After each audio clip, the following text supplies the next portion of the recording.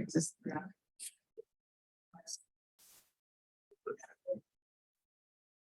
we have 30 seconds or no? Give her 30 seconds.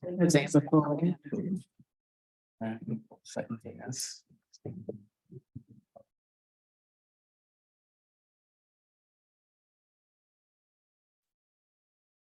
Yep. Yeah. Never supply us with pen or paper here. I don't know why they don't. It's what, 6:20. That's Mary. See, I can't see. Yeah, no, I can't. okay. Right there next to my finger. Okay, actually, I'm happy for you. I'm looking forward to that. See, that's why I wanted the other one done. Exactly. We will call this meeting of the Delta Township Board to order. For the board members and guests, please rise for the Pledge of Allegiance.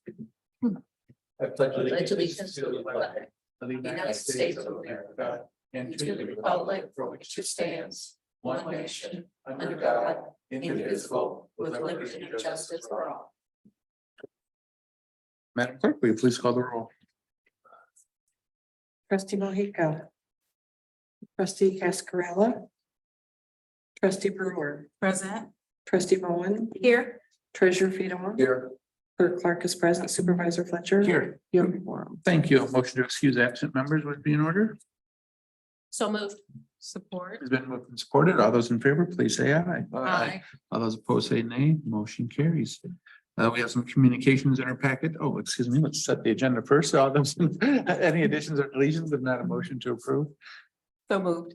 Been moved. Is there support? Support. There is support to approve the agenda as presented. All those in favor, please say aye. Aye. All those opposed say nay. Motion carries. As I was saying, there's a couple of communications and updates in our packet to take a look at. Public comment. Anybody in the audience this evening to speak during the public comment portion of the agenda? Hi there. Take my name and address. Sure. Yeah, I'm Trevor Youngquist. I live at 928 Robbins Road here in Delta. I'm the county commissioner for the northeast side of Delta Township. Here for the parks presentation that the county just approved that local grant millage program. And in addition to that, for my public comment piece, I do want to engage the board. We've had this discussion in the past when we were going over the parks strategy. Sorry, I don't know why public speaking is making me nervous right now. We had talked about the issue of invasive species at Delta Township Parks, and that's something that my neighbors have engaged me on, especially at Grand Woods Park. There are a couple of invasive species that the Conservation District has personally given tours at the park over. I can't name them. I'm not an ecologist myself, but something to definitely keep in mind, especially in applying for grant program funding. There is some bipartisan consensus on the county commission to really look at ecological sustainability. So whether or not the township needs any type of like assistance with thinking about with all of our municipal partners how we can tackle invasive species across the county. I know that we have some programming, unofficial really, but I think that we would like to kind of operationalize it across the county at Crandall Park for how we address invasive species there. So really nothing concrete at this point, just the opportunity to collaborate with us, just because I know that neighbors have raised the concern at Grand Woods Park multiple times with me. And I've taken the tour myself, and the more that we kind of mow and spread those, the less beautiful wildflowers that we have. So that's one of those attractions that people go to Grand Woods Park for. And also I would like to commend the assessor's office. There was a challenge that a resident raised with me about a certain property that was assessed for a drain millage, was going to foreclosure. The assessor's office was super punctual with getting back to me, so kudos to them. Shows the great partnership between these different levels of government, especially when citizens are asking questions, so I appreciate that. So thank you. Well, thank you. And when we have the discussion later on in the agenda about the parks millage, definitely feel free to weigh in and offer any comments that you may have on that topic. And I know on the invasive species in the parks there, I know that's something that we are aware of and our parks department's been involved with. I know that Marcus has worked with the Conservation District and everything, so we'll continue to engage and certainly look forward to any collaboration that could be done to help, figure out a solution to some of this. For sure, yeah, and we know that it's a collective problem. It's not just Grand Woods Park, it's every single park. So if we can come up with kind of joint strategies that work here, we could implement here. I mean, it's just kind of a learning program, really, to find out what works. I mean, I found out that there was one species of invasive weed that you actually have to inject individual plants, and I mean, I know that I don't want to do that, but if there's other ways that that's been proven to work. We were even talking about the goat problem that we have at Crandall Park. Could we use goats to eat weeds? Like, I mean, at some point, we have to start thinking really innovatively, just because we don't want our precious wildflowers to be invaded. So, yeah, I appreciate that offer to collaborate with us. Great, thanks for coming tonight. Yeah. Any other public comment? Seeing no one to come forward, we'll continue on with the agenda. And we have passage of ordinances. We have number 3, the final consideration of the proposed zoning ordinance amendments on multiple family residential district, PUD, cottage housing, and correction of specific condominium subdivisions. What's the pleasure of the board here? Rhonda? I move that the Delta Township Board adopt the zoning ordinance text amendment package regarding cottage housing, PUDs, and condominium subdivision as described in case number 1-23-4. The clerk is hereby directed to publish notice of said adoption in the local newspapers. Support. It's been moved and supported. Is there discussion? See none, Madam Clerk, please call the roll. Sorry.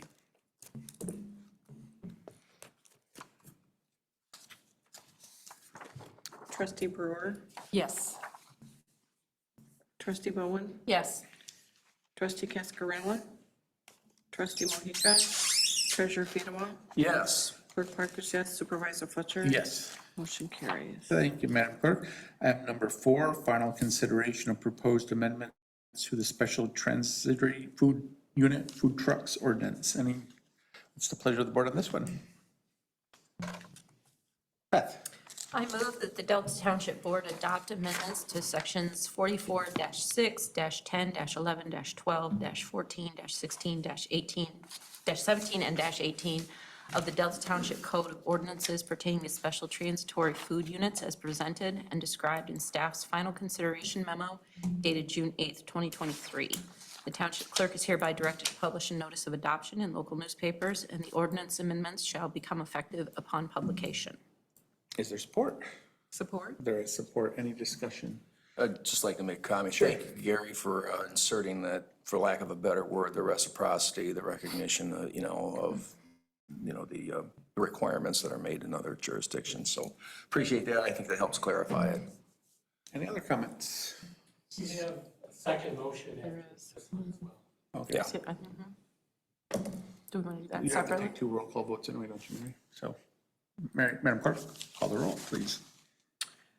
Trustee Bowen, Yes. trustee Brewer, Yes. trustee Cascarella, trustee Mohica, treasurer Fedewa. Yes. Clerk Clark is yes, supervisor Fletcher. Yes. Motion carries. Thank you, Madam Clerk.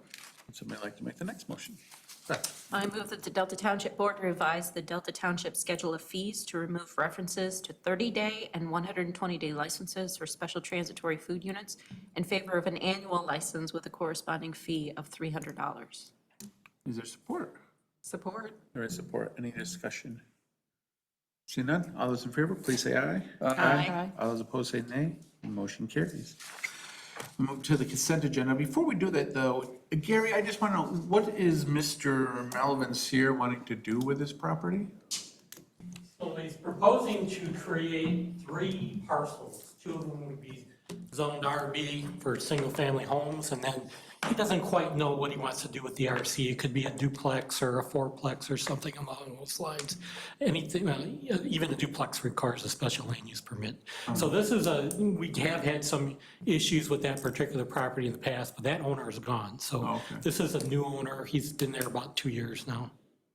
Okay, that's good, yeah, because that's the other thing I wondered about, if it was the same guy that we No, had the it's a- blight issues with. It's a different individual. Well, but isn't this the guy that has signs on his wooden fence? No, that was the previous owner. That's the previous owner? That's a previous owner. Okay, because I thought it was the last election, he had all that stuff on, so.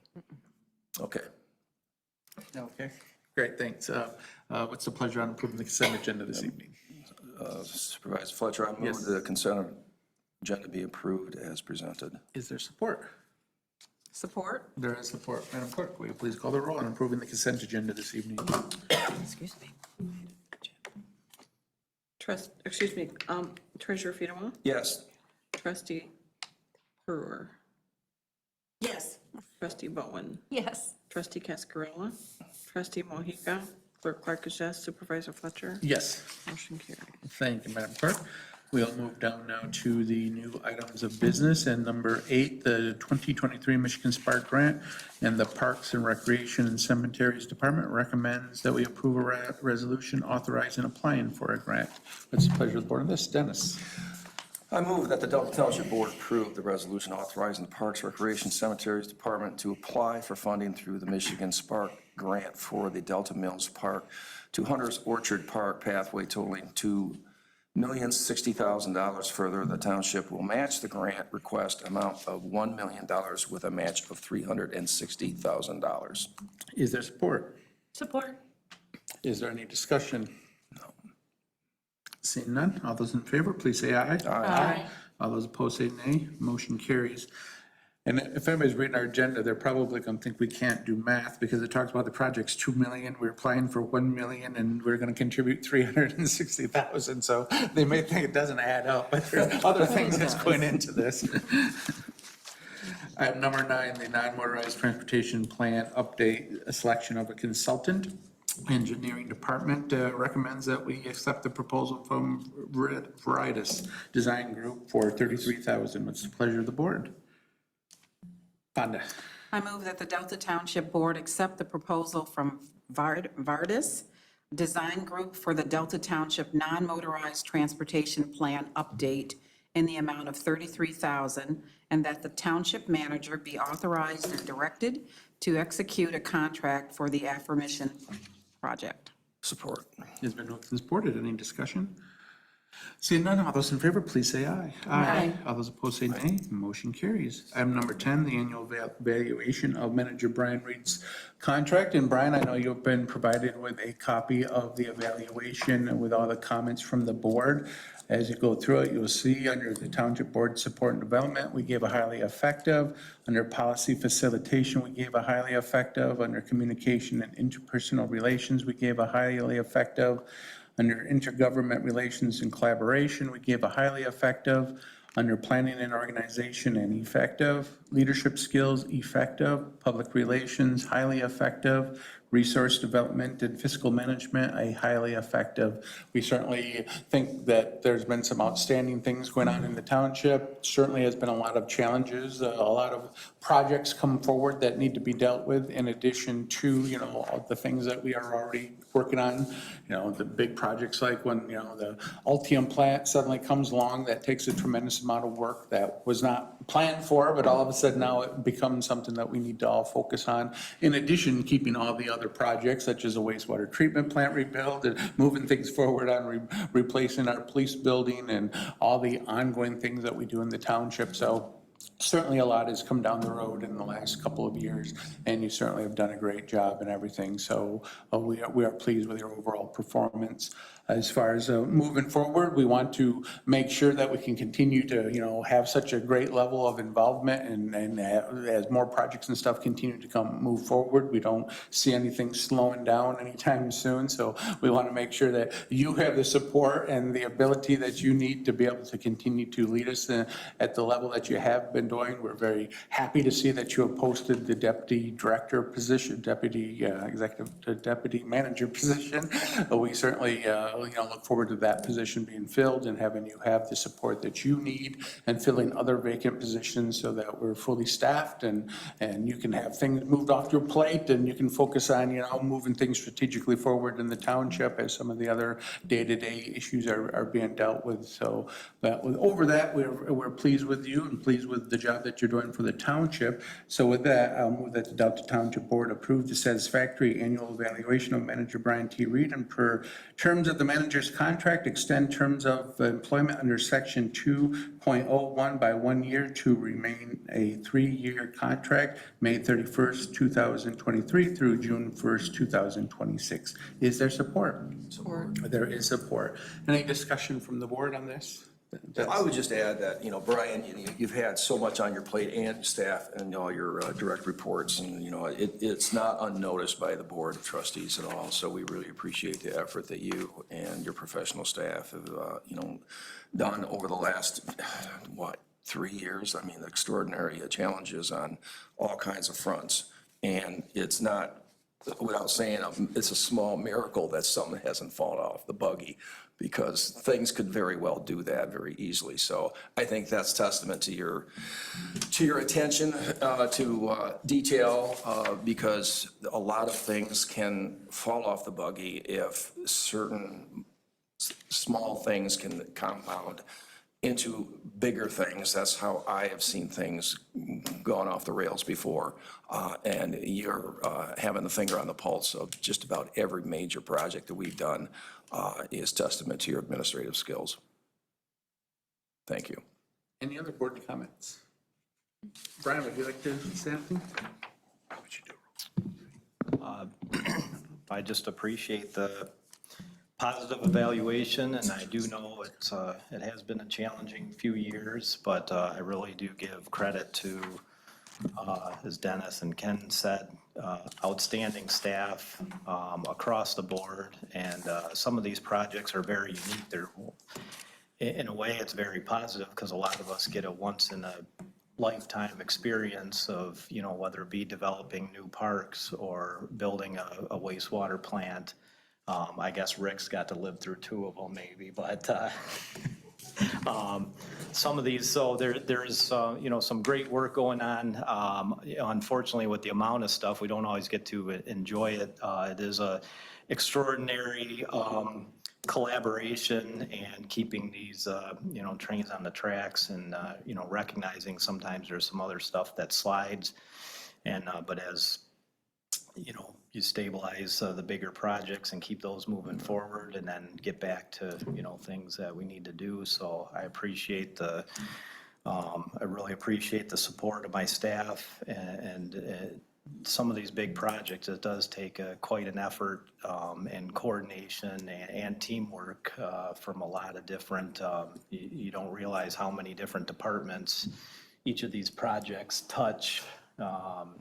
From building to finance to utilities to engineering to planning to IT, it's a lot. So I certainly give all the credit to my staff, but I appreciate it, and the leadership and guidance of the board, giving us the tools and leadership to go out and do these projects. Great. Great, thanks, Brian, we appreciate it. Madam Clerk, will you please call the roll on the motion? Supervisor Fletcher. Yes. Clerk Clark, yes. Treasurer Fiala. Yes. Trustee Mohica. Trustee Cascarella. Trustee Brewer. Yes. Trustee Bowen. Yes. Motion carries. Thank you, Madam Clerk. We'll move down now to the manager's report. Brian, what do you have for us? Well, thank you, Mr. Supervisor and board members. In the same vein of all these projects, on Saturday night, I did attend the Yankee Doodle Days, and Xavier DeGroat recognized the township for our outstanding growth. So on behalf of the township, I went, and he gave a real nice speech recognizing the township for our growth, mainly Altium, Amazon, smaller projects that we forget about, Meyer expansion, auto owners, Farm Bureau, and of course Olive Garden, which was the main the main focus. But again, I think really great to work with the team of board members and staff on a lot of these projects. Nice to get some very prestigious recognition for the township from that foundation.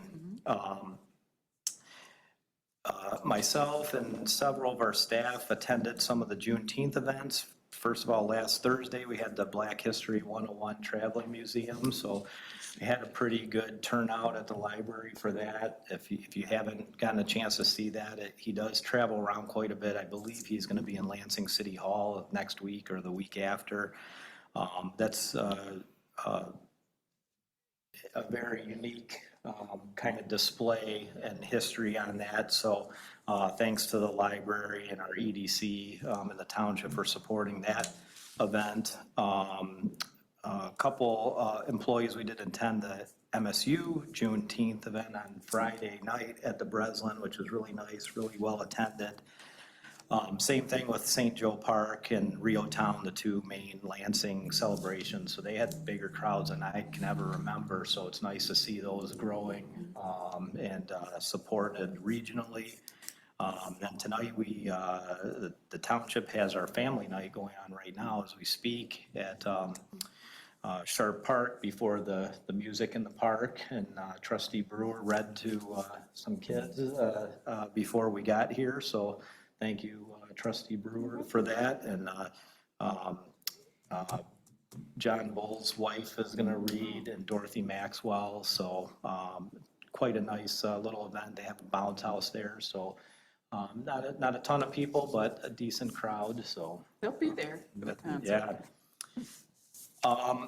Friday, I attended a municipal finance meeting for the MML, so should be an interesting 2 weeks here as they pass the state budget, so keeping a close eye on that. I know revenue sharing, I think they have, I think it's a 10% increase right now in their,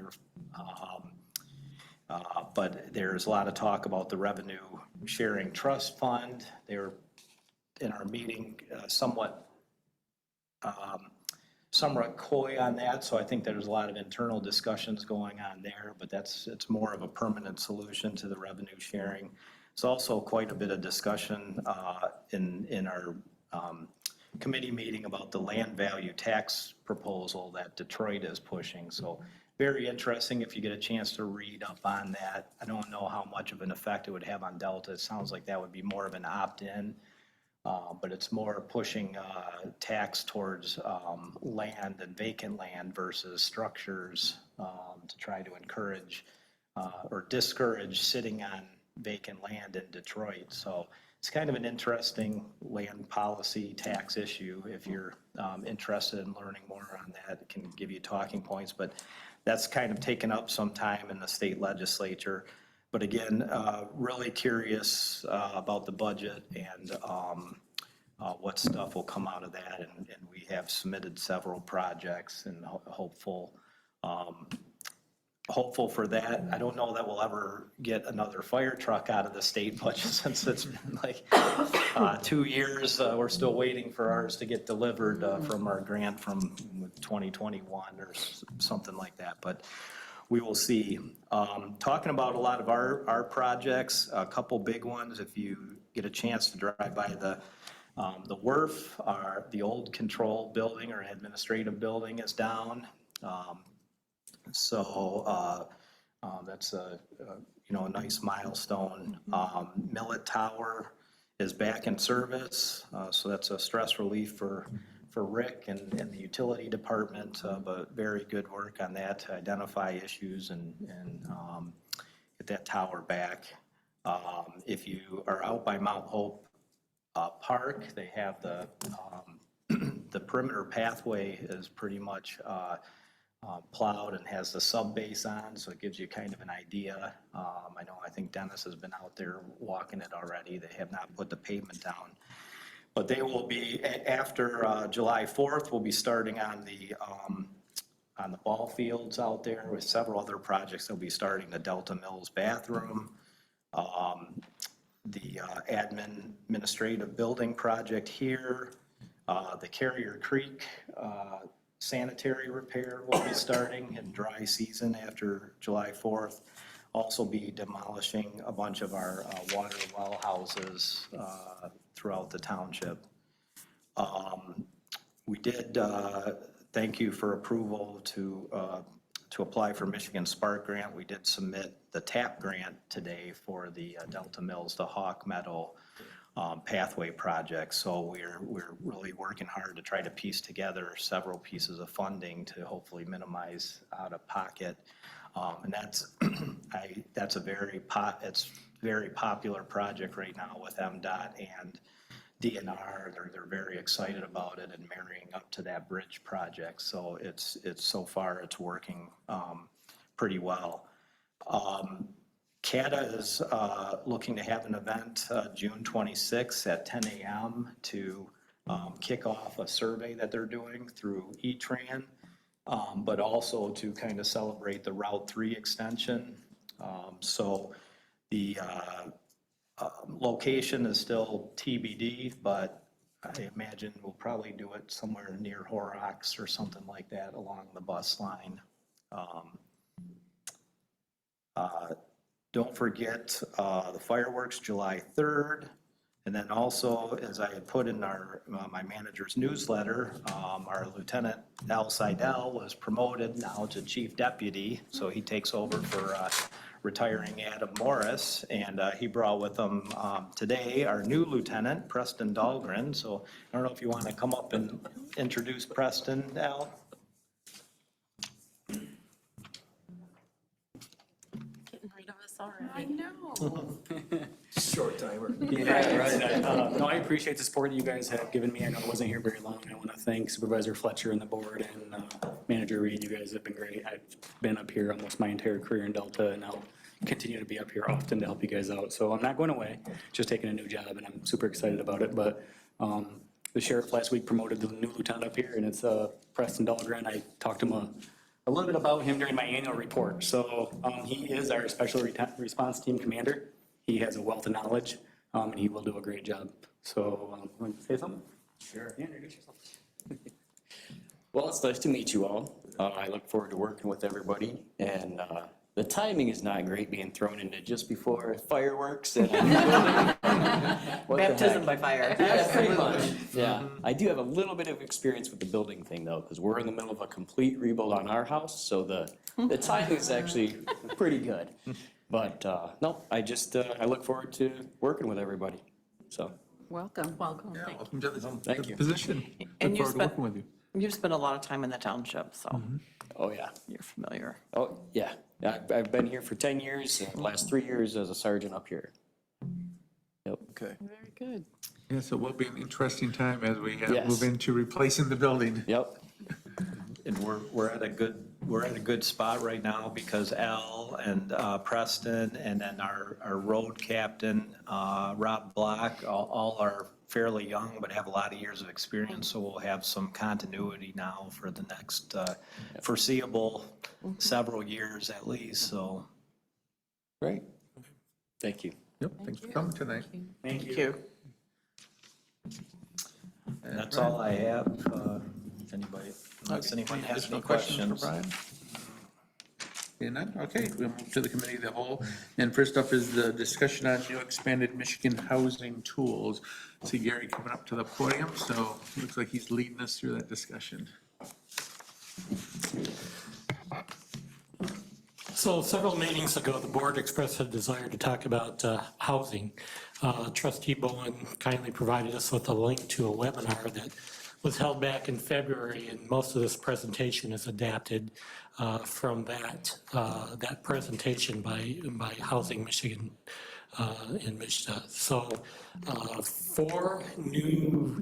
two new tools and two expanded tools. And so this is kind of going to be a tag team exercise. Planning department and the manager's office both worked on that. So you're going to hear from me first on a few things, and then Brian will have something to add with regard to some other maybe opportunities that are available and some that are upcoming. So this is data from MSHA, current efforts around housing. The state has indicated that they're 190,000 units short in Michigan. 47%, almost half the housing stock is over 50 years old. And then they have some targets. They want 75,000 new or rehabilitated housing units, 39,000 affordable rental units, 21,500 of market rate units, 13,500 homeownership opportunities for low and moderate income, and 1,000 units of workforce housing. And then they're looking to stabilize 100,000 units and then They wanted 15,000 units of households to increase home energy efficiency. And that's all from data from the state of Michigan. New housing tools, really the first two can be talked about together. They only differ in scale of projects.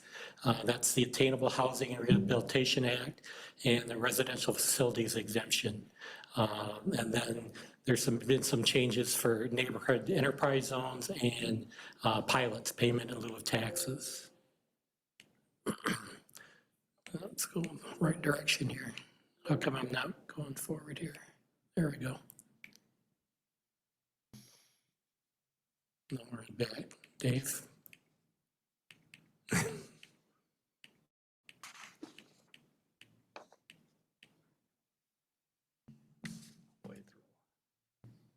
Which slide do you want here? I want, yeah, the one after this. You just did that one. Did that The one. third one. Let's go with the third one, yeah. So there are some current efforts regionally through Tri-County Regional Planning Commission called Housing Drives. They want to assess the current housing market and strategies for providing, meeting the housing shortages. Started last year, it's ongoing, so not a lot out of that yet. We added in here our current situation in terms of units being constructed or proposed. Redwood Apartments, 86 units, Echo Valley, East Site Condominiums. You're familiar with all these because you've seen them in either in rezoning or in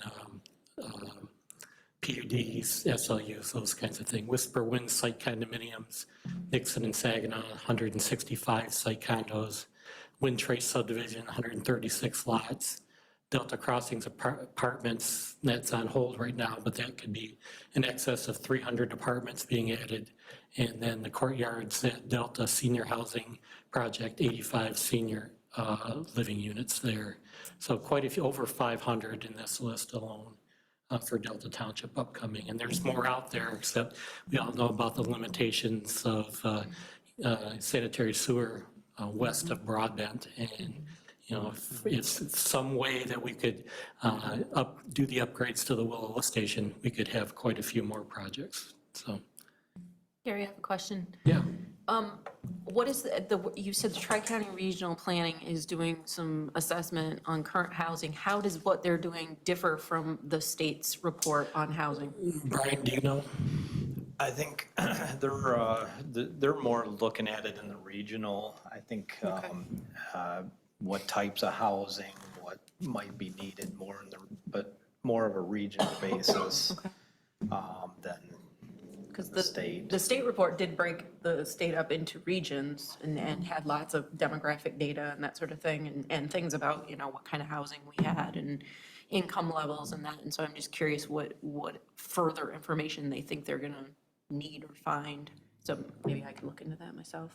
I can send you the link to it. There's not a ton of information yet out on the Tri-County website about that, but they do have some kind of descriptive stuff. I think they're just getting more into granular So maybe putting the state report into action instead, just kind of building on that. Okay. And do you know if these condos and apartments and all that sort of thing, do they fall into middle tier housing? No, these are all market rate. Okay. So we have, we'll talk about that a little bit later, Okay. but the request we've had from developers thus far, in my office anyway, has been for market rate projects. So again, the new act's Attainable Facilities Exemption Act, that's for 4 or fewer units and at least $5,000 of investment. And the Residential Facilities Exemption Act, that's 5 or more units with at least $50,000 of investment. There are temporary tax abatements to developers for up to 12 years. There's certain affordability requirements. And I think it's 120% of area median income or the countywide income. Applications are reviewed by the local government, and the state tax commission also has approved the application for the exemption certificates. Criteria: units have to be year-round residences to eligible households, must provide a price not exceeding 120% of Wide median income, that's posted annually on Michigan's website. At least 30% of the units of a multi-unit development have to be less than that 120% AMI rate. And you have to agree to, the developer has to agree to yearly income certification for each resident within the designated attainable housing unit. So the township really creates a district for these. And each one is the, if it's a small project, attainable housing district. If it's a larger project, the residential housing district. And property owner, it's property developer driven, property owner driven. So they would apply for this certification and then they would receive the certificate from the state. And as I recall, the 12 years of tax abatement, that we would set that, right? Yes. The local municipality That's could negotiable. be up to 12, but doesn't Could be have up to to, be. yeah, it could be between 1 and 12. Neighborhood enterprise zones, this is an expanded tool. Before you had to meet certain criteria as a local municipality to even qualify for neighborhood enterprise zones. Again, it's in the form of the tax abatement, again, to developers, new homes. They pay half the average statewide homestead millage and structure value. If it's a rehab project, they pay basically what they're paying now. They don't get their taxes raised if it's a rehabilitation of an existing structure. The land continues to be tax ad valorem, which means that the value of the property goes up. That's exclusive of the structure. The taxes will raise. And then this certificate can run up to 15 years. What's different now than was before, all cities, villages, and townships can use NEZs. Before it was limited to qualified local governments. Then there's some limits on the project in terms of density. You have to have a minimum of 5 units per acre. It has to be adjacent to existing development and utilize existing infrastructure so you can, this is to prevent urban sprawl. And again, that's the 120% AMI rule and income reporting annually to the local assessor. So again, income, you have to income qualify for it, and we set the district, and then it's ultimately approved by the state. Issues in Delta, we have a limited number of zoning districts that allow for 5 units per acre or higher. That would be our multifamily district. Very few infill sites in Delta Township for this. And the neighborhood enterprise zone has to have at least 10 platted lots that are contiguous. And again, they're looking for compact development. So this one might be difficult to employ in Delta just because we don't have a lot of infill parcels. And some of the best ones are going to be taken up by the drain office and the drain project used for stormwater detention. So those were going to be prime sites for something like this. But otherwise, we don't have a lot of availability of parcels that meet the criteria. Payment in lieu of taxes, this is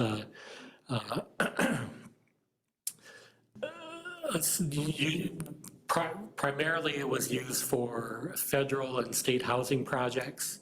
You have to have one of those designations in order to use it. Instead of collecting taxes, you agree to an annual service fee. This says it's typically set at 10%. You can set a different rate as a municipality. You might have to adopt a local definition of low income. The service fee is allocated proportionally to all general property taxing jurisdictions. So that means not only Delta takes a hit, but the other school districts and others will also see a decrease in what they get. And if you cease to meet the affordability obligations for the mixed income portion, you collect, it goes back to the full tax rate collected. Here's the expansion. You don't have to have a federal or state housing designation. It can apply for other projects. So as workforce housing, that seems to be what the current popular buzzword is. We have to have an ordinance to do that. There is an ordinance that was a model ordinance prepared by Misha and your backup materials. I provided that to you. And the pilot cannot run longer than 15 years.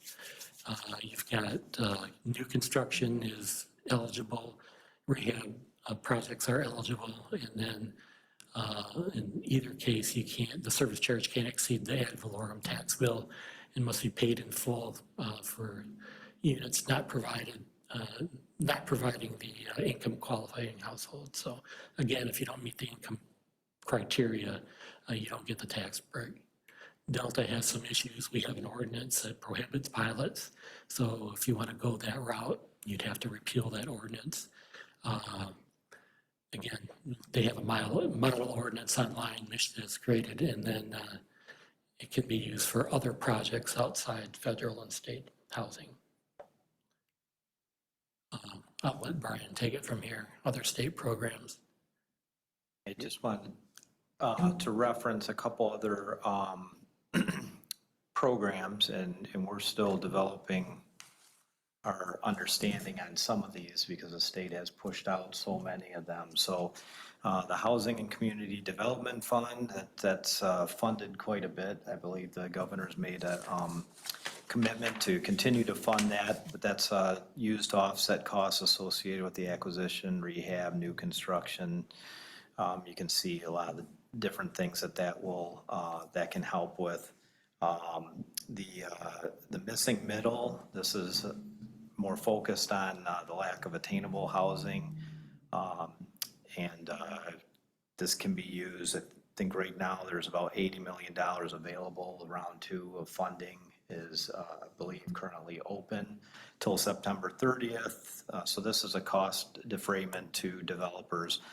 So once again, they have opened it up to, some of these programs they have opened up to municipalities, but when you start going through the stuff, you really need a developer on board unless you have your own piece of property and you want to act as the developer. Yes, so neighborhood enhancement, this is a home repairs. This is a program that that they've had this for a while. The next round opens in August. This is another program that it would be helpful to partner potentially if we were to go for this funding, to partner with a housing agency, of which we're looking at what would be the appropriate mechanism in this area, probably in the capital area housing partnership. Mishta Mod, this deadline is already passed. This is more focused on workforce housing, but that deadline will likely come back. The small scale housing, this is more for rural. This also, the deadline has passed, but I don't believe we were eligible for that. The My Hope is for energy efficiency. I believe we'd be a new recipient of that. That funding pot is not open yet, but a new phase will be coming up on that one. So that one, has some interest because that would be individual residents applying, but again, we would apply for an overall grant, but have to have a partner to kind of administer that for the township. Then the last two, Mish, this one opens up again another round, I believe in July. This one is somewhat interesting because this will provide some funding for infill. So if you have just vacant lots in a neighborhood, again, you have to have a property owner who's wanting to do that. And to apply for that, I did have Ted put together a map of all the vacant property, and we have a mailing list, so we could always send that out to see if there's any interest in this program or if they're trying to develop those lots. But we do have, there's quite a few vacant lots. I don't know, they haven't done an analysis how many are actually buildable or that type of thing, but on a GIS map, you can see where they're all at.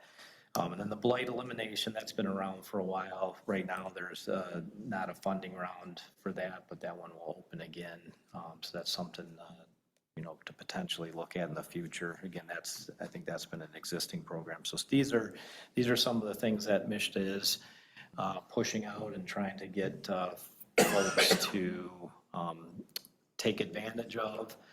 Again, if you look at who is receiving some of these, a lot of them are developers or housing coalitions or regional housing coalitions and that type of thing. So just wanted to expose you to some of those programs. Future potential, there's a brownfield bill or several bills going through. The purpose of these is to open brownfields to housing. Still awaiting the final passage and public act, trying to determine if what creates the eligibility. At the MML and MTA conference, they talked about basically any site being eligible to be a brownfield for housing and create a TIF for infrastructure or other costs. In my reading of that, I haven't really seen that, but it has not gone to final passage yet. So we'll see what comes out of that. But it's a potential tool for, potentially infrastructure, although with the cost of infrastructure, it's a large payback on a TIF plan. I don't know if that would be advisable, but again, it is a tool that's in the tool in the bucket. Opportunities. Did you want me to take this, Gary? Yeah, go ahead, Brian. Brian, Sure. so for affordable housing now, do we have some sense of identity of areas of the township that are considered affordable housing? Like is Plumtree considered, those apartments considered affordable? Because they do have some Section 8. Or does that take all of that into a totally different category? And same for the one on Mall Drive, I'm blanking on Village Green. Yeah, so those are elements of subsidized housing, but for the most part, the bulk of the units are, again, market rate. Market rate. Probably less than a monthly rent, less than the newer projects, but still. But still market, Yeah. not really considered. Exactly. Ted does the examination of the rents and the vacancy and that type of thing, so I'm not sure in terms of some of those rents, where they fit in on the, adjusted gross income or that type of thing, some of them might be considered in the workforce housing realm or not. That's something that we could, potentially look at, but when we did the study, they're all full. The rents do appear, most of them are market rate rents. And does the workforce housing range set by community or by region? Because obviously what would be workforce rates here would be different than Well, to qualify for any of Southeast.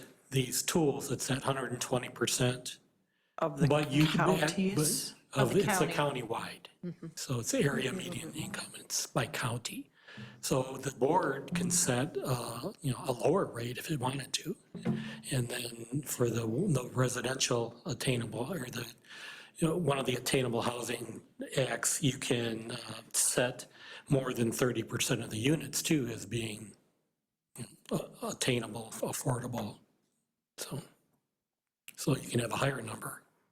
Again, we need a developer who wants to do this, and it's kind of developer driven, and thus far, we haven't really had anybody that's interested.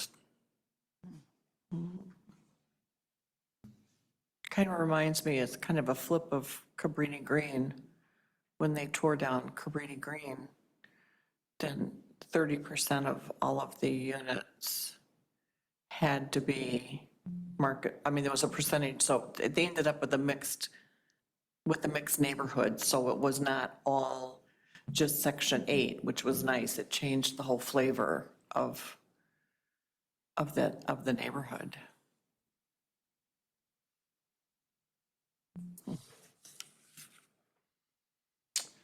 So So it's, I guess the opportunities. You want to go back to that one, opportunities, yeah. Yeah, so I think right now there's, I mean, we get a significant amount of interest in different types of housing in Delta. Again, as Gary mentioned, all of them have been market rate, but they're starting, different in terms of multifamily or the cottage housing. So there's some different diverse types of housing that has gained interest. A lot of these programs offer some opportunity for the right type of program or developer. I think that we'll start seeing more developers to start looking at these and asking about it or bringing it to the township. And then, as I said, examining potential partners. In any of these programs, you almost need a partner who's got expertise in terms of administering any housing. We don't have any staff or departments that would be able to do that. We don't have our housing commission or that type of thing, like some of the entitlement communities or different regions, but we do have some potential partners in the area. I listed the Capital Area Housing Partnership. I don't think that they are currently doing anything in Delta, but they are, I believe, able to do that. And I think that there might be others, but not as familiar with that at the moment. So the cottage housing amendments, now that word on the street is, that we've adopted those, or, that prior to that, we're going to adopt them. I've had interest from developers for that type of development. So we have renewed interest for the Marketplace Boulevard, and Alan Edwin has indicated interest in a project perhaps in Delta if they can find a suitable site. So, we'll get some different housing types available, but again, they haven't discussed any, availing themselves of any of the tools that are available. So, we could probably have that discussion to see if they're interested in that, but again, it's developer driven, so. Well, I wanted to comment, you talk about the major employers that we have in Delta. There is another program that is in the legislature right now, Employer Supported Workforce Housing Tax Credit. And so that's something to keep our eye on too, so that we can partner or ask our major employers to help bring housing in for their employees. So like I said, it's still in the legislature. It looks like it's a version has passed in the Senate, but not in the House yet. But that may be something we can contact our legislators and let them know that that's something that would really work for Delta Township, especially with all the big employers that we have here. Challenges, well, we all know about the infrastructure limitations west of Broadbent. East side of the township, they have various neighborhoods that may have some issues that would have to be dealt with. We don't have a housing commission or staffing dedicated strictly for housing. Most communities that are active with these, in the older programs and the new ones, they have a structure set up, an administrative structure to regulate that. Again, developer driven, we talked about that. Rising costs of development may slow housing efforts, so we all know that materials costs and supply chain issues have put a kind of a damper on housing development. And then the incentives from the township affect the general revenue, which we have other services that we provide, police, fire, whatever. So, any kind of abatements, those other services might take a hit, so. Yeah. That's it. Question. Just a question. Thank you. This is really, really helpful. I love this data. I'm wondering if there's opportunities on the east side of the corridor, like in the Lansing Mall area, if that's a property that could be a good marriage to some attainable housing. So I don't know if there's been any conversations or recommendations with all that MSHDA is doing. They've got some really great programs out to try to make housing available to all, those especially with a lower workable income. and not necessarily a Section 8 or whatever, but working people who need a little break. So my question was, I don't know, Brian, if you've had any conversations with the Lansing Mall, if that might be an area, I could see that as, retail, business, housing. They've been doing a lot of that in East Lansing, where they're marrying all of that into one space. And I think that would be a great space. I'd like to see something on the east side of the corridor, because it's getting pretty jam-packed on the west side of the corridor. And so I would love to see something with that. Well, of course, before the pandemic, Gary was working with the mall ownership on housing around the mall. That was a little bit more geared towards Yeah, senior that was housing concepts. before Brookfield, who we were The new working owner. with, before they sold it to the new owners. And we got to the point where we had several sketches, proposals for mixed use, mixture of retail and housing. And we were very excited about that, but then they sold them all. And I haven't had any conversations with this new owner, so. I've had a couple, he's asked for what the previous concepts were, but it's never gone further than that. Maybe you could share with them the new Yeah, we keep sharing. opportunities Sure, we can, with Vista. yeah, can absolutely do that. Every so often, I talk to them on what they're doing and share that. Another thing is that the Corridor Improvement Authority is doing a survey effort right now, and there is a question or two regarding housing along the corridor, so that will give us some data on that as well, so.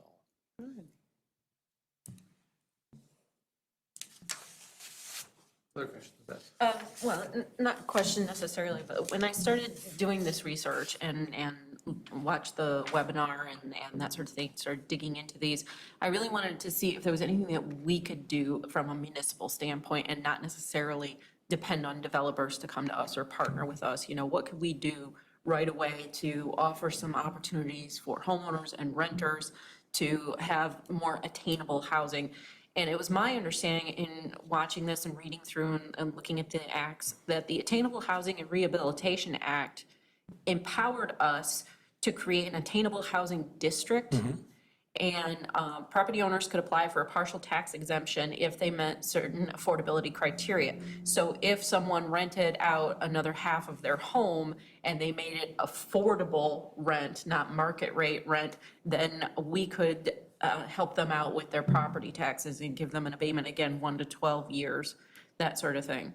Beth, what do you mean rented out the other half of their home? Well, if they had, if they owned the duplex. Gotcha. And they rented the other half, if they renovated something to be a second apartment, that sort of thing. But then the residential facilities exemption, we could give exemptions to people who do upgrades to their home. So especially the smaller homes on the east side, what the housing report said is really needed are houses to be upgraded with their weatherproofing, their insulation, their energy efficiency, and accessibility. So ramps, wider doorways, making them accessible for seniors or for differently abled people who need to get in and out of the homes. So those are two of the things, and if they spend a certain amount in renovation, then we could help offset that by giving them a tax abatement for for a short amount of time to help that rehabilitation. Also, the neighborhood enterprise zones, I was kind of hoping that we could do that too. That's something that from the municipality, we could just say, this is a zone and, we want to propose, it says the owner can propose improvements to bring the structure into conformance with minimum local building code standards for occupancy. So again, for apartments or that sort of thing. And then the employer support workhouse. So hopefully we'll be able to find something as we keep looking at this, things that we can do as a municipality and not necessarily just depend on developers and new development. Because as you said, our infrastructure isn't necessarily going to support a lot of new development everywhere. So if we can rehab what we've already got and incentivize that upgrade of housing. Yeah, you probably have to begin with analysis of the neighborhood to see what we could make qualify for that, so. Or if there, if there's interest. If there's interest, yeah, well, they're new programs, so, Right. people don't necessarily No. know about them. But, you incentivize them to get more energy efficiency in their house and their utilities bills go down, then that frees up more income, and so it makes their house more affordable overall. So, I think they rolled some of that into, like, the My Hope was the energy efficiency, and I think the neighborhood enhancement was the home repairs. So there are a lot of different little pots, but those are, you're right, those are areas that you can do, and hopefully, we do have a meeting with the capital area housing partnership, just to see what they do in terms of, and if they could administer some of those programs. And as we talk to developers and that type of thing, I know we proactively meet with some of them and try to, it's hard to educate them on all these tools, but at least tell them there's some stuff available, because usually a lot of these developers just have that niche. And so, as Gary said, there are one or two developers now who have started asking questions because they know how to do certain types of housing, so they're starting to sniff around on, Yeah, the other thing is that because they're new, there's not a lot of good examples yet. And so as, as these gain traction, maybe we can look at what other communities are doing and how they're using these tools. So, which I think begs the question, should we consider creating a housing commission? Maybe that's something that Delta Township needs, to address the housing as we are growing. I don't know if the planning commission necessarily focuses exclusively on housing, or if we need like a subcommittee under them for housing. But it's a priority at the state. They did the huge statewide plan. And we know that we're gonna need more housing with all of the employers, all the jobs coming into Delta. So that might be something to think about for the future. Other comments? You get more, Gary? that's it for me, unless you have a question or two. No, it's all great. Thank you. Thank you very much. Thank you. Continue to monitor. Moving on down to number 12, the hotel safety discussion. All right, thank you. You have a memo in your packet, but trustee Bowen had just asked for a discussion on hotel activity, mainly of looking at some tools to maybe stop some of the criminal activity.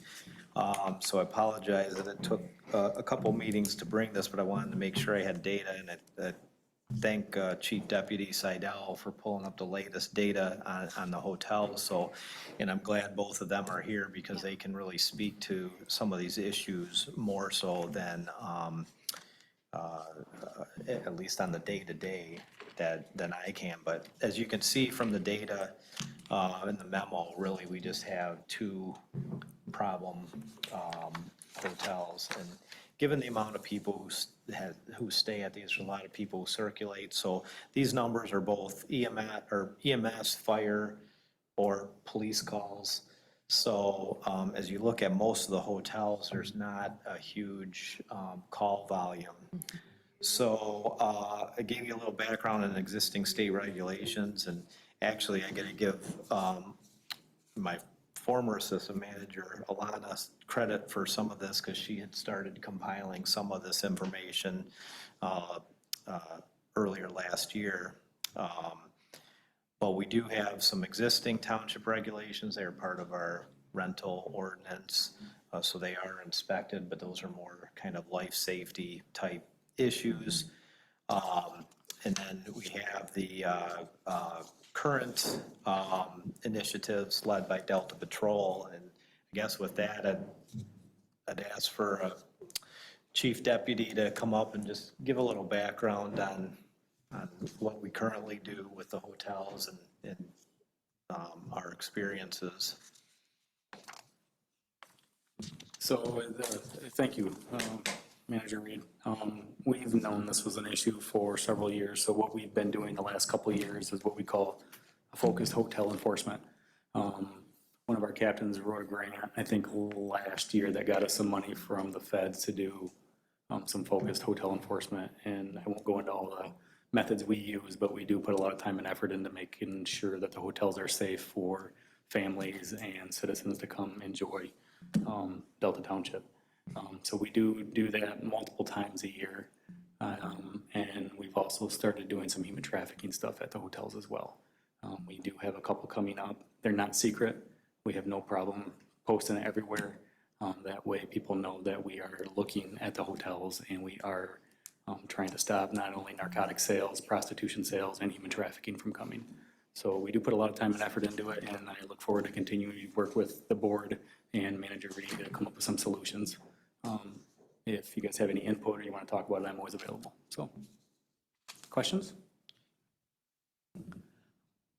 I have a question on the chart in here. Okay. So Motel 6 is not on here, or is it not called Motel? It's Travel Lodge now. It's Yeah, Travel Lodge Travel Lodge now. is the former I was Motel gonna 6. ask, who is Travel Lodge with these giant numbers? Yep. That, The former Motel 6. Okay. Yep. And Travel Lodge, the management there, they are much more friendly than Motel 6 was. Motel 6 used to be very police friendly, and I think there were some lawsuits over on the west side of the US that kind of pushed them more towards not helping us out as much as we'd like, but Travel Lodge has been actually pretty easy to work with, so. No questions, yes. Yeah, maybe we've asked this question before, but you've highlighted the two problem properties here and multiple service calls to these units. Do we have a policy, number one, do we know if those two properties, the owners, are they franchisee or not? Do we know who the actual owners are? We can find out, Yeah, we right? can find out. I don't know. I mean, oftentimes these things are franchised and it's independently owned. They're just under the umbrella of the name, blah, blah, blah. We charge for EMS runs, don't we not? So an ambulance goes out and we charge. If they're not a resident, we charge. We do, all right. Do we charge for, or could we charge for a threshold of reoccurring calls to specific properties? In other words, you get a grace of, I don't know, 5 calls a month, just throwing out a number. But when it starts going up above that, do we have the authority? We do it with alarms. We do? Yeah. we do with alarms, but that's not an But EMS. just alarms though, Yeah. right? Yeah, and I think that there would be a caveat with that is, obviously if it's some sort of a life-saving measure or an emergency situation, obviously we don't want to discourage people from calling the police. So it's kind of a gray area where we'd have to really kind of sit down and talk it through is, we don't want to discourage anybody from calling 911 if they need help. But a lot of these calls aren't exactly that. So, yeah, I mean, I'm open to anything that you guys think might help. So my thought process with this is that if we have multiple calls that are substantiated, and it's always at these same properties, that if the owners start incurring a financial cost because they don't self-police themselves with the types of people that they rent to for sometimes long periods of time, there's no incentive them to do that unless they incur a financial cost. Which is the same, yes, I agree with you 100%. It's the same thing as with the alarms is you're holding the owners responsible in the alarm situation is to make sure your alarm system's up, it's working correctly, and to get it fixed if it's not. Because otherwise we're sending police personnel or fire or EMS to a call. Right. But this situation would But be, these could be noise, they could be disruptions, these could be, other things than just alarms.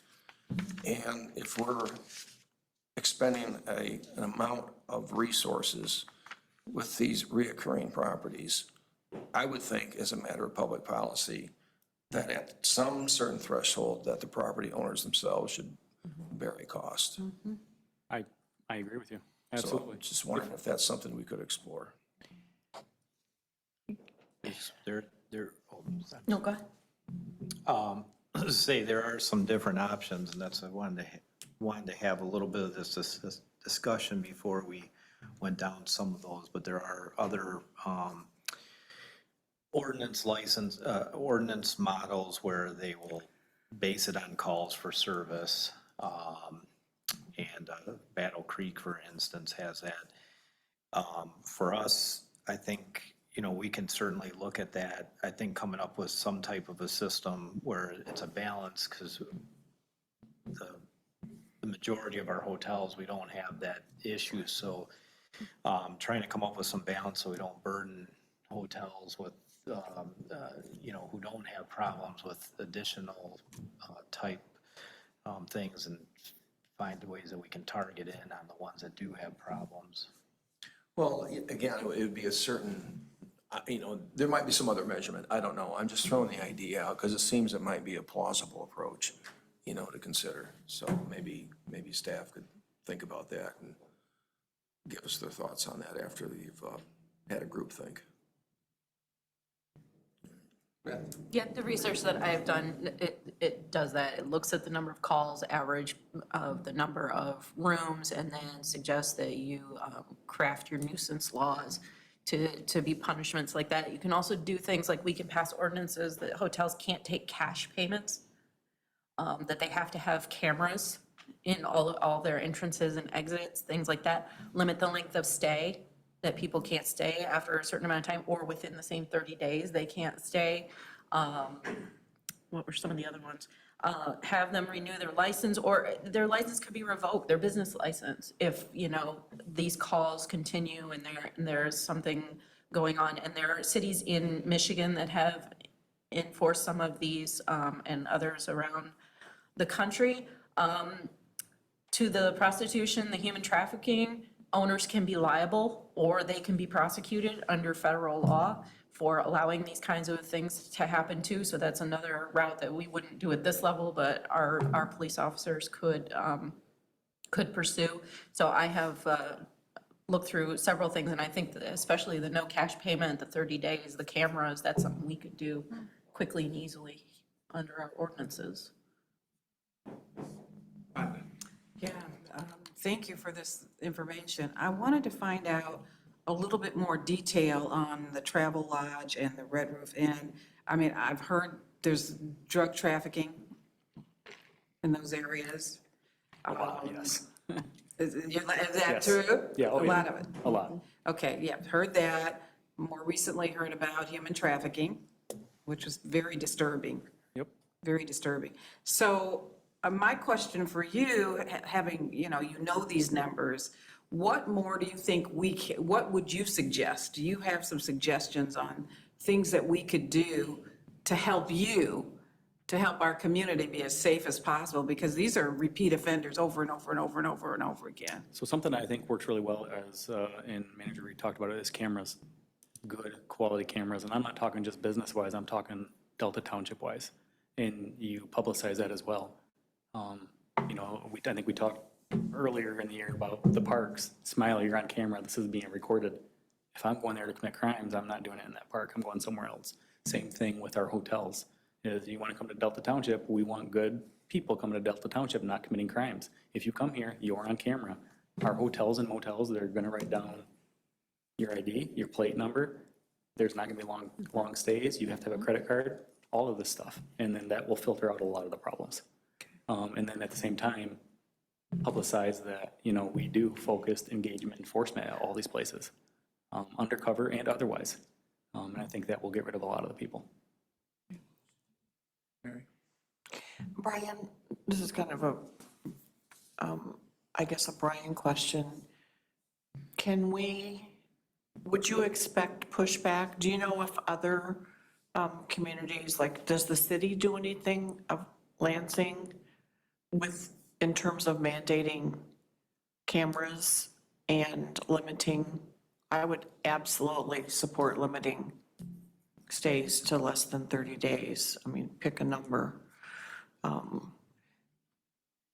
mean, I would be interested in having some legal opinions in, do we do it by ordinance? What is the most enforceable way for us to do some of this stuff?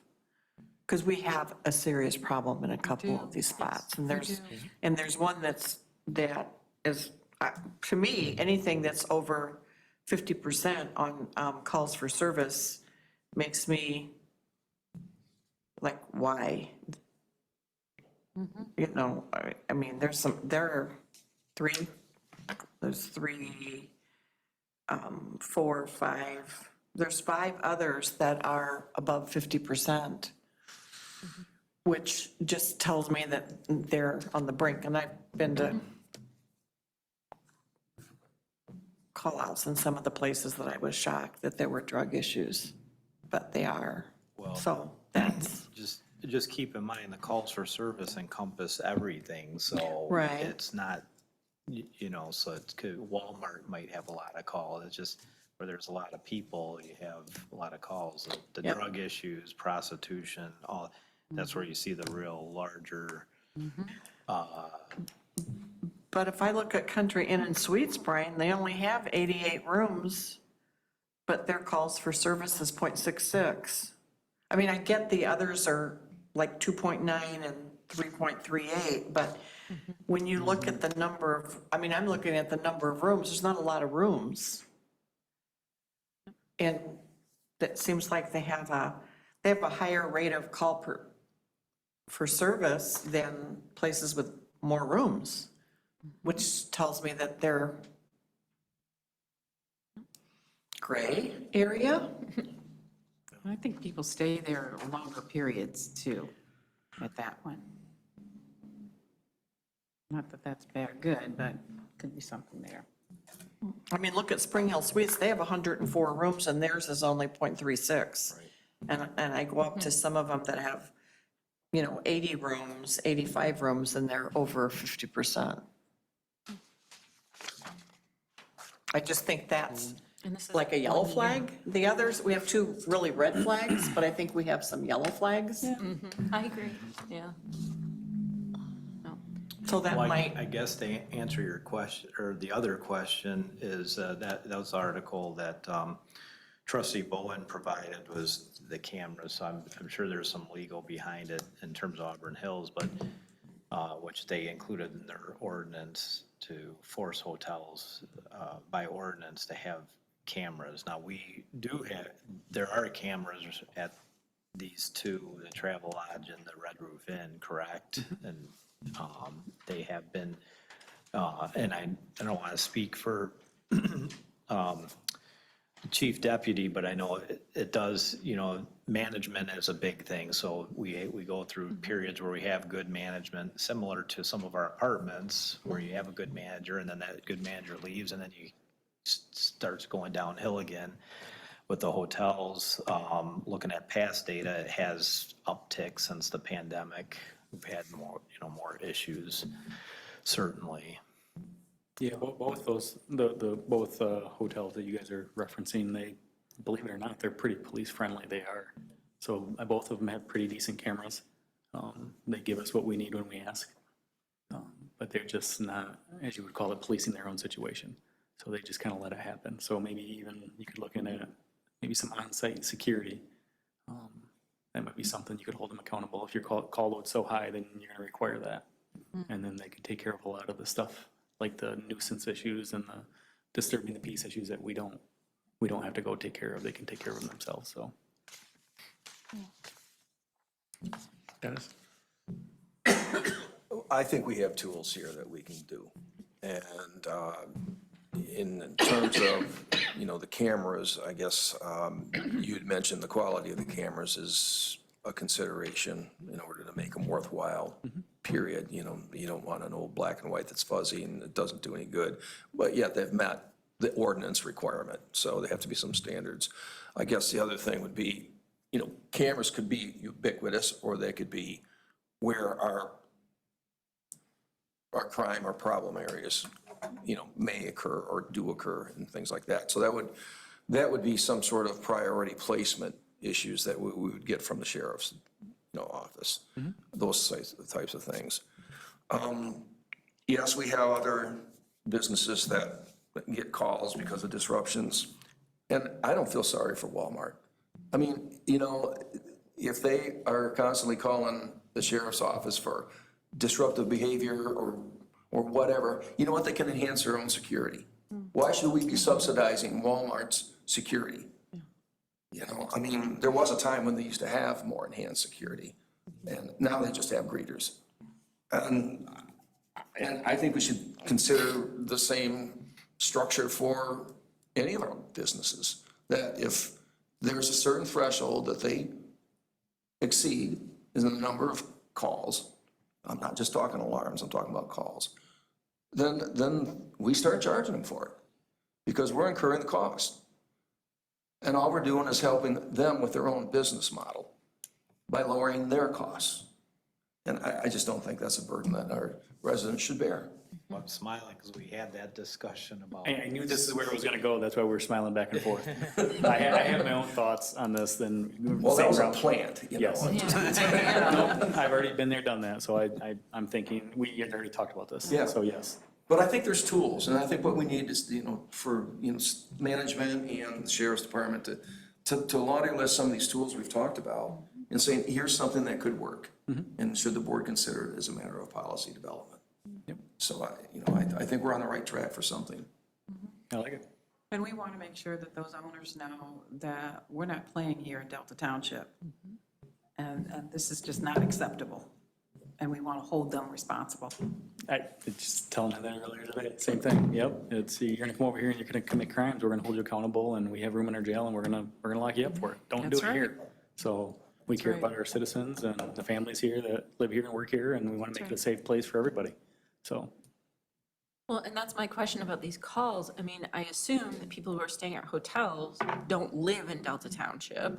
I would say that you're probably correct, there's a good So portion of these are them. people from outside of the township. But can you give us some insight into, what percentage would you say are these actual calls for people who are like in distress? They need an ambulance, they need to go to the hospital versus nuisance calls? I could look at I did not look at the calls for, if you're just talking about like EMS, police, I would say police is the primary number on here. I don't know if you broke it down, Okay. Brian, or not, but it's mainly police calls, and most of them probably are more on the criminal side. Okay. So it's not just stupid nuisance calls. Just to be honest with you, we're arresting people at both those places pretty regularly. Yeah, well, and So- it's pretty shocking that this is just 1 year. I've lived here 9 years, I've never called the police. And I was telling a manager earlier today that these numbers are probably low. We're over there all the time. And we just don't pull numbers or we're there every single day, both these places, so. Let's fix it.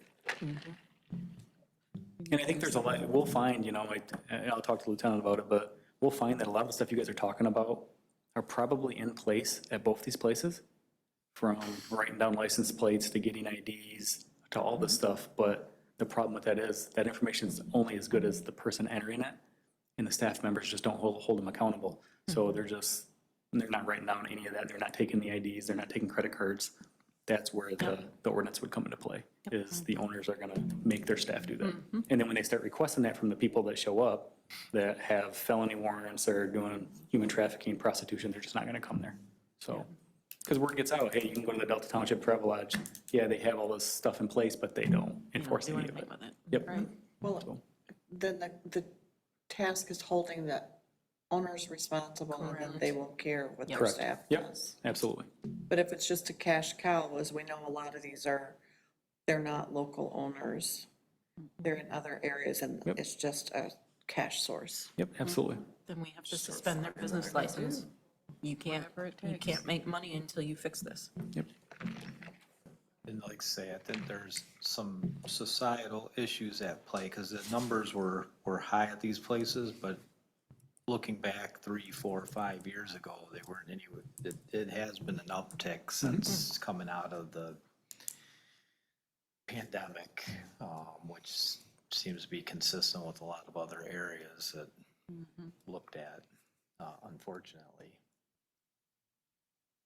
So then, in conclusion, that, can the board expect, management to come back with us after consulting with the sheriff's office with some specific potential actions the board could consider in the future?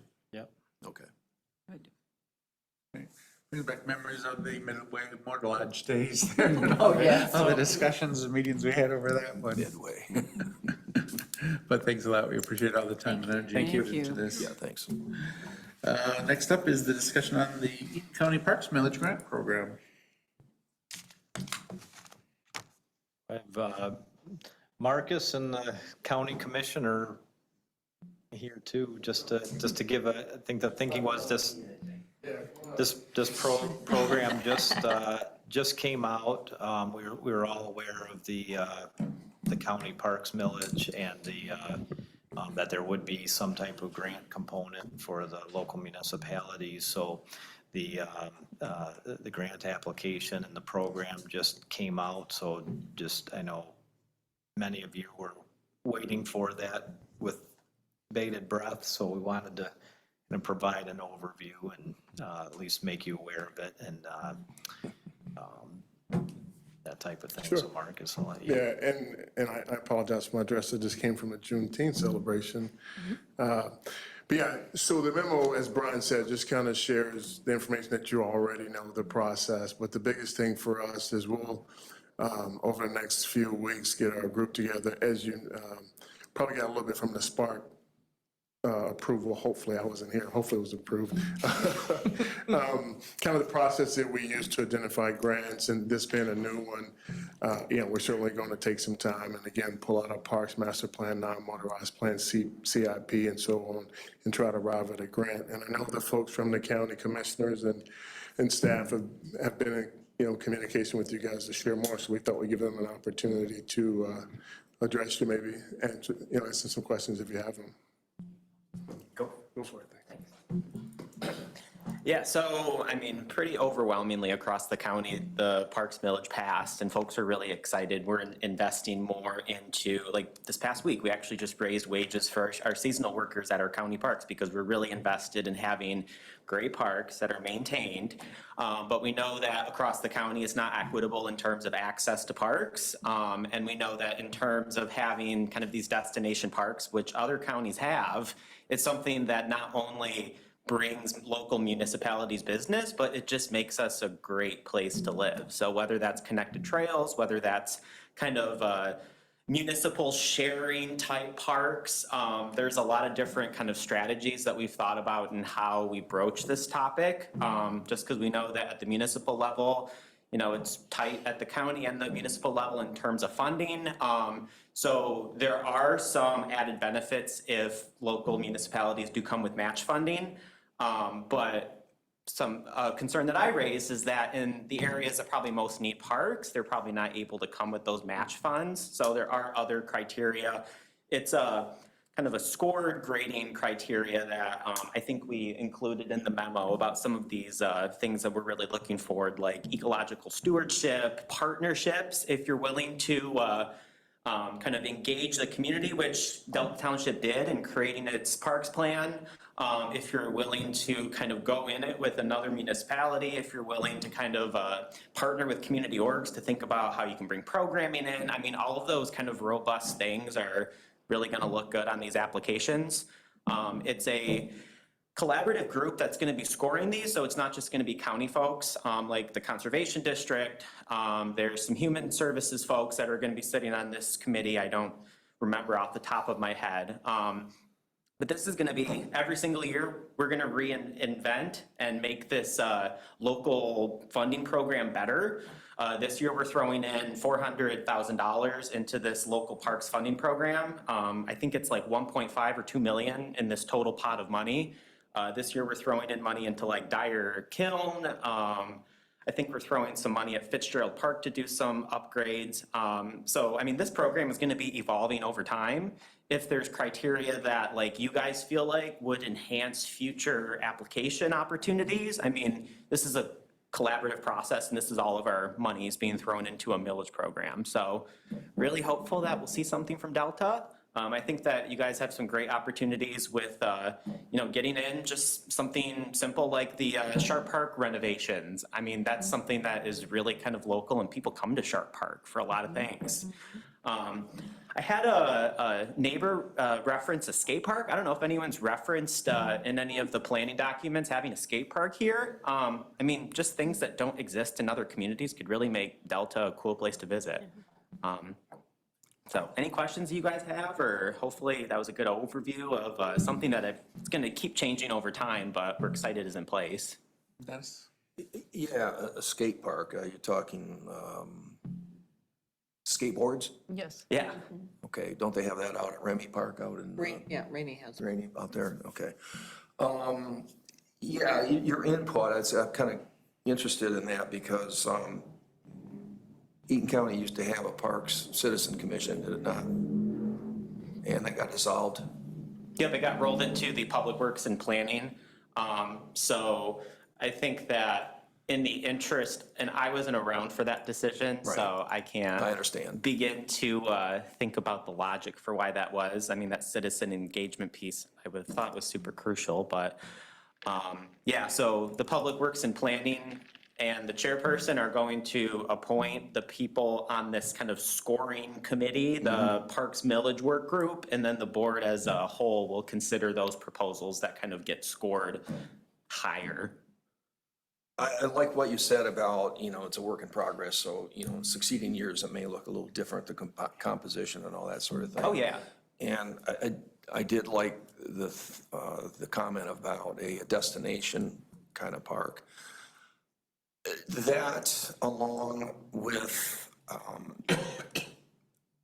efforts that interconnect Eaton County, I think would receive wide support. What had concerned me about this millage is that it was going to be a maintenance supplant for general fund from the Eaton County budget. No, I mean, this is really an innovation budget. And I mean, to really see things like the park or the walkway that goes across Delta Township, I mean, people drive here to walk that. I mean, that type of interconnectivity, I think, would really sit well in this type of process. Yeah. So it's the issue is, we're sort of a populated community here within the township, and then it becomes quite rural, except for the pocket cities, Grand Ledge, Charlotte, et cetera. So, I can see where you would have keys within those areas of the cities and stuff, and then Delta's a larger area. But, if we're going to think about collaborating with within municipalities, it may also be a contribution, for example, to a larger effort to interconnect maybe Delta Township with the Lansing River Trail. Absolutely. Okay, so that would be one thing, because I've been asked over and over again, when is Eaton County gonna, belly up and start contributing to try to interconnect with the regional trail system? And I said, well, I didn't think I'd ever see it, but this may be an opportunity for that. Yeah, I mean, to bike all the way from the capital to Charlotte would be super cool. Yeah, yeah. No, baby steps, but yeah, at least the mindset Year is one, there. $400,000 for a Yep. pathway, and we'll name it after Well, Fedowa path. But why should pathways be coming out of that 400,000? You got this whole big pot. You guys should be looking at that stuff anyway and spending that big pot on those types of things as well as just a little tiny pot you're handing out to the local communities.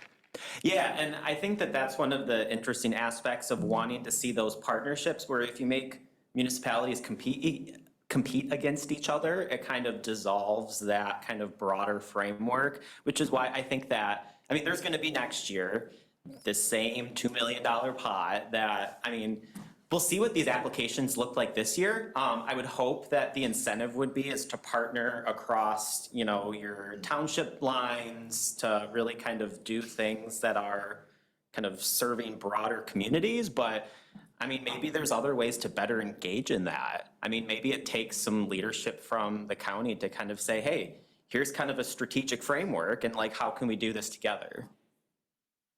Once again, though, we'd like you to come back and tell us how you're spending the biggest pot of money and not just focus on the 400,000 that you're tossing out to locals. The driver of transforming parks in Eaton County needs to come from the bulk of the money. So hearing what you guys are doing with that pot is gonna be even more important than the 400,000 you're sending out to the locals to fight over. For sure, yeah, and if I can search through my phone and find that list, I can definitely read that off, because that was approved. Like I said, there's a project to upgrade a Dyer kiln, which is long, needed some upgrades.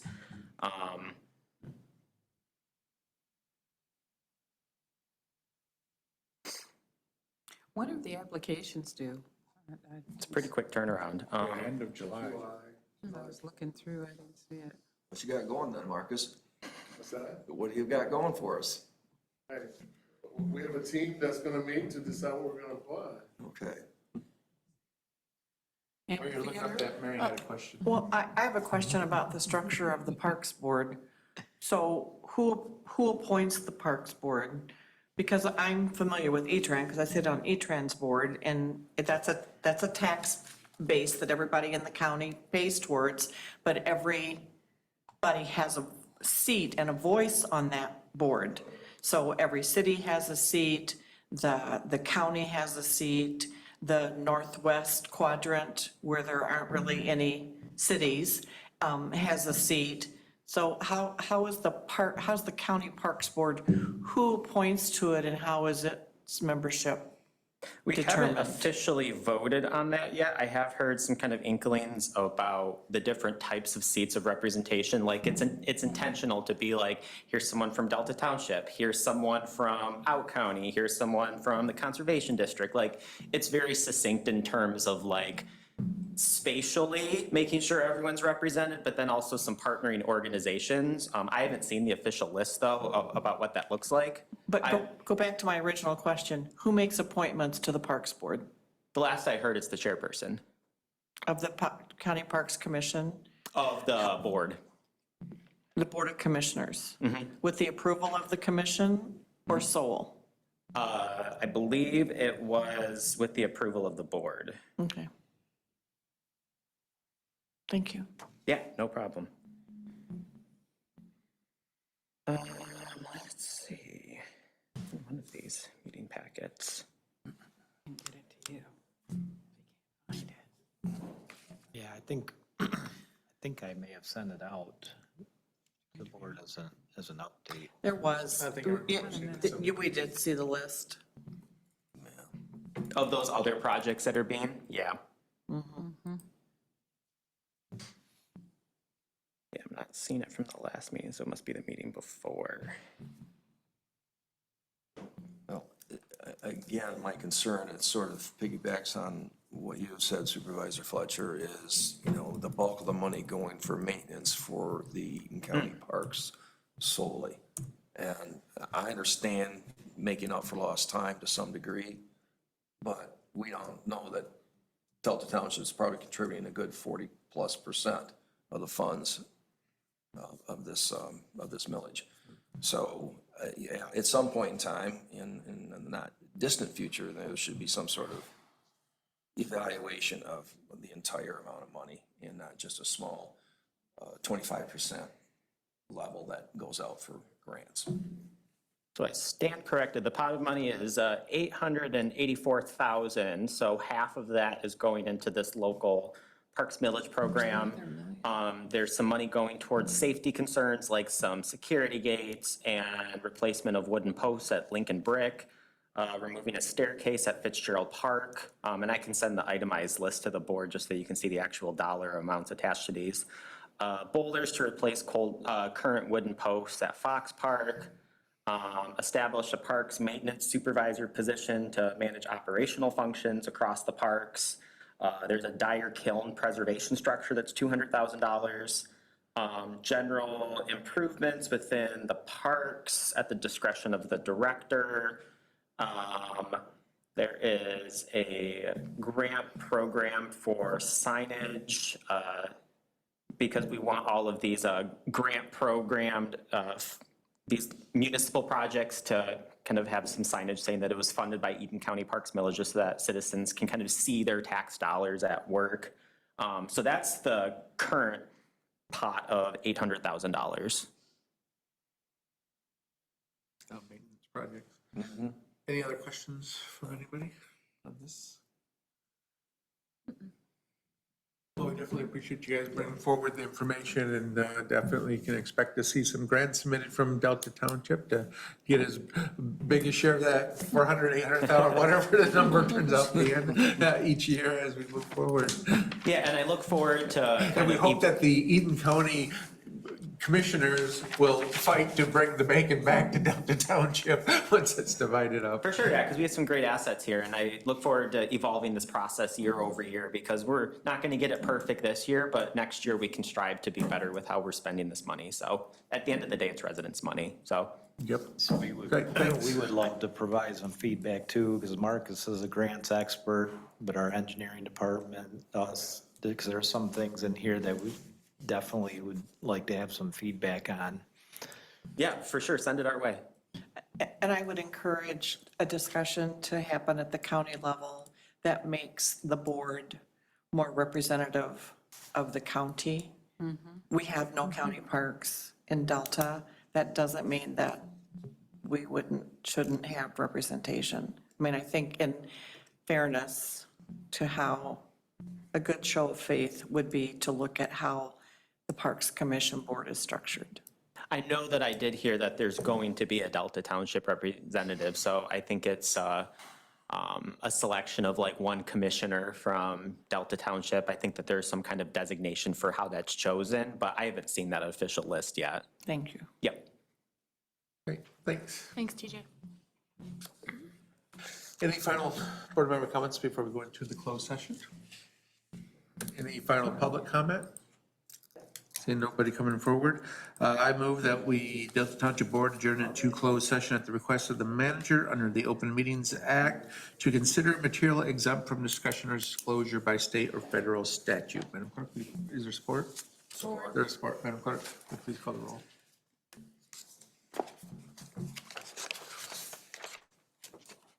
Supervisor Fletcher. Yes. Clerk Clark is yes. Trustee Fidewana. Treasurer Fiedel is yes. Oh, what'd I call you?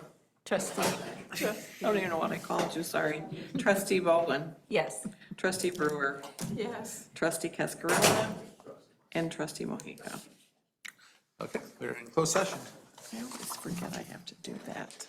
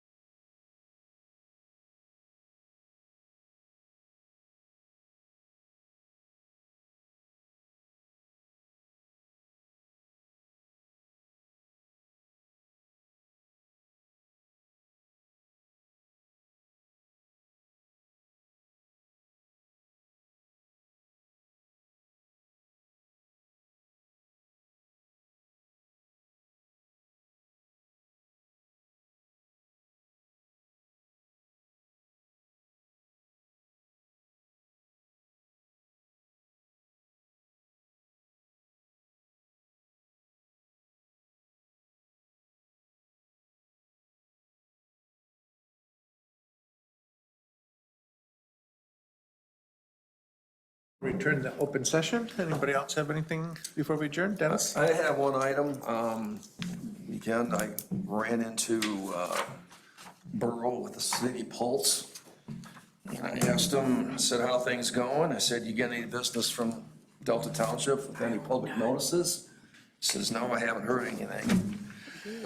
So, Well, then I won't pay the bill. And so, you know, he made his pitch, and I said, well, okay, I said, put it in writing, and I said, I'll bring it up to our Madam Clerk. So I have an email and also all of the drop locations that are in Eaton County, the number of publications of their paper that they do for each location, and it's about 1,900.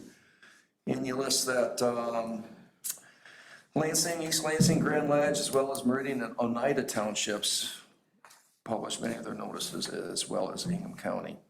And so he's making this pitch again, and I said I would forward it on to Madam Clerk. Well, I think it requires a board discussion because there are, if there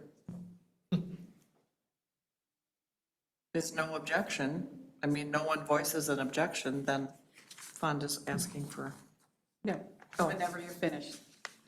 I mean, we don't have to do all of them, I'm just saying that are we blacklisting the City Pulse for a particular reason? We did do a ad in their Pride Yeah.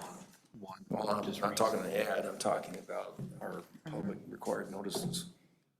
Bread and butter for newspapers these days, as long as you have something. And I've shared this with, I don't know, all of you or some of you before, my opposition to that publication. There's just been a number of factual reporting issues with people of color with that publication over and over and over and over again, including myself. So I personally, just putting it on the record, would never, ever support. And I've heard from Burrell personally, he tried to apologize, which he does after the fact. And so, no, I would not support putting anything in his newspaper. Well, I respect that, and I said all I would do is convey the request again, and I have done so. Management, it's what they do with these things. Anything else? Nope. Okay, we'll see no further business before us. We are adjourned. Brian, can I come to that Up and meeting that read you're gonna those have papers with and the then house?